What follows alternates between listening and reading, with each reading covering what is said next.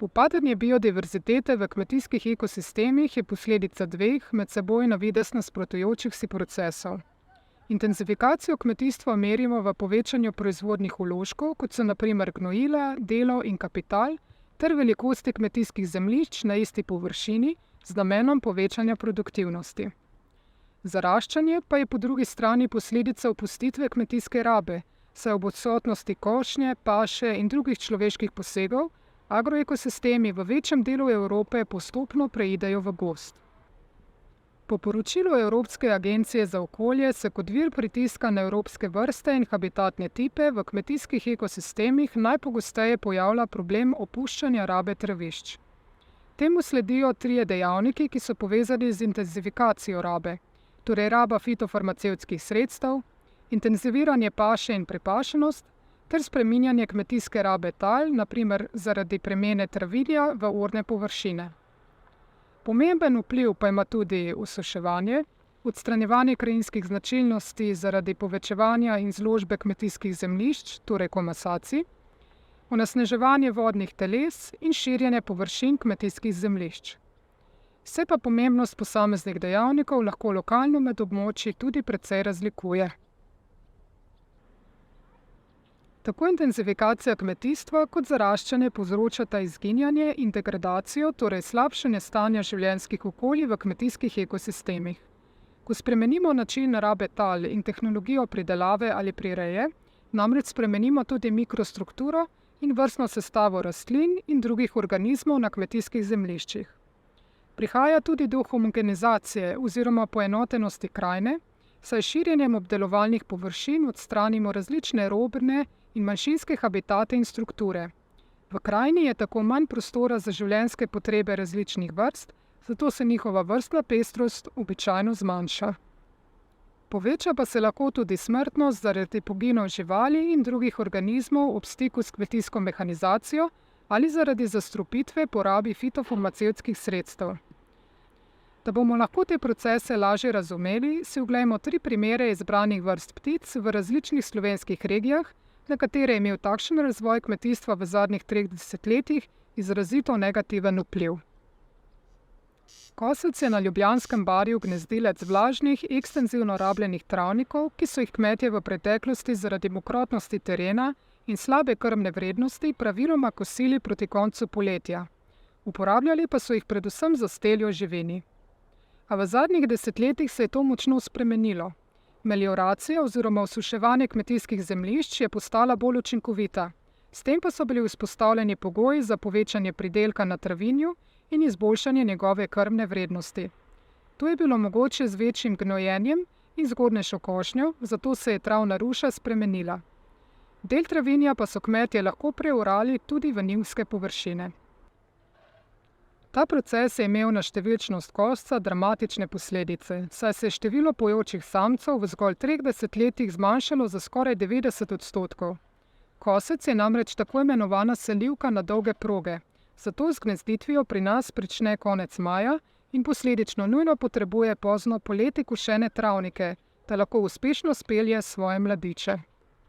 Podoben proces se dogaja tudi v drugih nižinskih in nekaterih hribovitih območjih, ki so v Sloveniji najbolj ugodne za kmetijsko pridelavo. Z razvojem kmetijske mehanizacije, tehnologije pridelave, novih sort ter gnojil in fitofarmacevtskih sredstev so lahko kmetije občutno dvignile povprečne pridelke in izboljšale rezultate prireje. To je bilo z vidika bolj ekonomsko uspešne in učinkovite kmetijske pridelave vsekakor zaželeno in kot tako tudi aktivno spodbujeno strani kmetijske stroke in politike. Skozi ta proces se je namreč vzpostavil tudi segment sodobnih, razvojno najbolj perspektivnih družinskih kmetij in podjetij, ki bodo verjetno ključni nosilci slovenskega kmetijstva v prihodnosti. A kot smo že razložili, ima takšen vložek v spremembo ekosistemov vedno svojo ceno, ki je posledica strani človeka povzročene preusmeritve različnih naravnih virov v kmetijsko pridelavo. Čeprav bi bile sinergije med razvojem kmetijstva in ohranjanjem narave kljub temu lahko marsikdaj mogoče, pa je bilo to v preteklih desetletjih v Sloveniji redko, predvsem zaradi pomanjkanja znanja, podatkov in sodelovanja oziroma usklajenosti med kmetijskim in naravovarstvenim sektorjem. Zato je kdaj prišlo tudi do razvoja takšnih modelov kmetovanja, ki na določenih občutljivih območjih niso vzdržna z vidika varstva okolja in narave.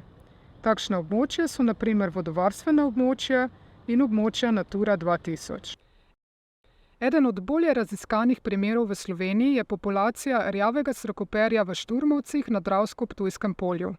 Gre za vrsto, ki jo tipično najdemo v mozaični kmetijski krajini z veliko lesnimi krajinskimi značilnostmi, kot so grmi in mejice, ki jih uporablja kot mesto za gnezdenje in teritorialno petje, pa tudi kot lovne preže za lov na nevretenčarje.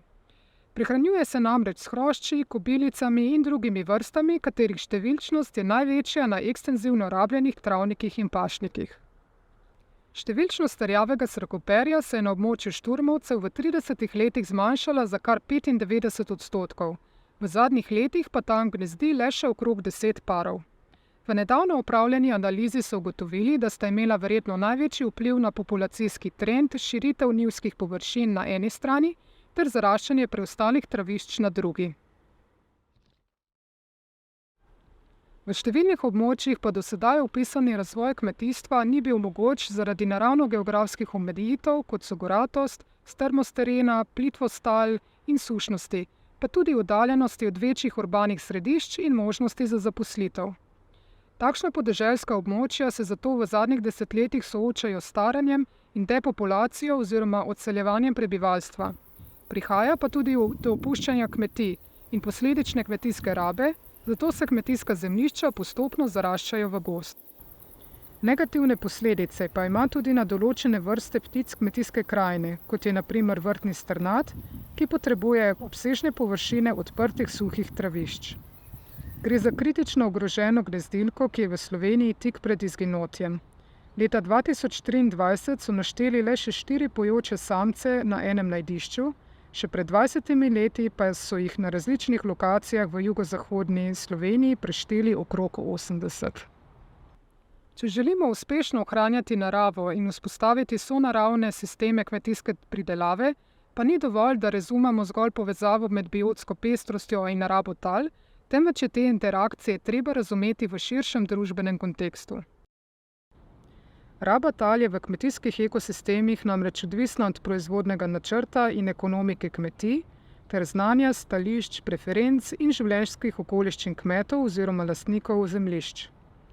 Na dogajanje naravnih kmetij pa vplivajo tudi razmere na kmetijskih in drugih trgih, vključno s preferencami in vedenjem potrošnikov, ukrepi javnih politik, med katerimi še posebej izstopajo kmetijska, okoljska, gospodarska in trgovinska politika, razvoj novih tehnologij ter širši okoljski vplivi, kot so na primer podnebne spremembe in dostop do vode za pridelavo.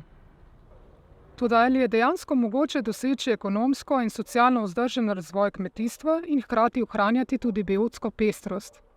Sonaravno kmetijstvo je celovit sistem kmetovanja, ki združuje ekonomsko in socialno viabilno, torej trajnostno kmetijsko pridelavo s 3 okoljskimi načeli. Prvo pravi, da mora kmetijska pridelava v sonaravnih kmetijskih sistemih potekati po agroekoloških načelih.